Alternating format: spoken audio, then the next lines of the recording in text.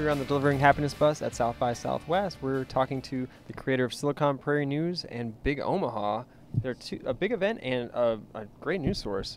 And we just actually wanted to talk to you a little bit about what you do and what inspires you, as we are on the Happiness Bus after all. So actually, Jeff, could you just tell us, like, first off, what's your day-to-day in general? Sure. Wow. Daily basis, it kind of depends on the day of the week, I think, as well. But for us, we're always trying to highlight and kind of promote entrepreneurs and startups on the prairie. And so it's ranges from getting news tips to planning events and thinking of new ways to kind of cultivate and build that community. But always fun. Each day is something new. So what drives you to do what you do day to day?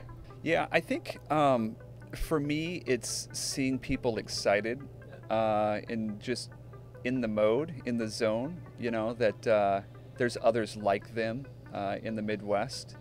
So a lot of times we work with entrepreneurs and startups locally, but then with Big Omaha, we bring in speakers from the coast, kind of give us a kick in the pants and follow your passion. And to see through the stories and the highlighting of those entrepreneurs that are based locally, as well as events like Big Omaha, seeing people really like a renewed sense of passion and the ownership for what they do it keeps me going and keeps our team going.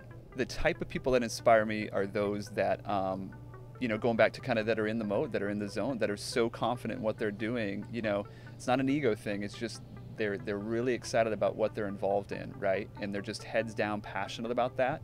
And that rubs off on me, and I see that, and it kind of keeps me going as well. It's crazy seeing all these like different iterations and versions of the real time, check-in, right? Just what's next, now it's planning ahead, future check-ins. And so I'm just fascinated by that whole kind of niche, right? In terms of where that goes.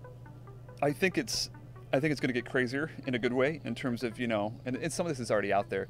You're walking down the street and based upon recent history of where you check in or what you say you enjoy or what you like, that coupons are automatically delivered to your cell phone, or you're walking by and the social graph can essentially determine that, hey, Frank Gruber and Jeff Slobotski have got a great relationship. You should stop in. It's not just one of 1,000 people that are at this location, but here's a guy that you communicate with on a weekly basis. And so really I think it's pretty exciting, pretty kind of crazy in terms of what's gonna come next.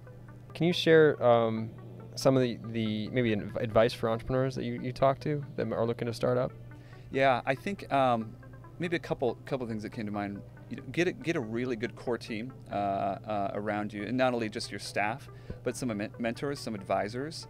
And that, again, that sounds, we've all read that before, but I think that's so true. That's so pivotal. Get somebody that you have a true, heart-to-heart kind of core bond with, that's going to steer the ship in the right direction.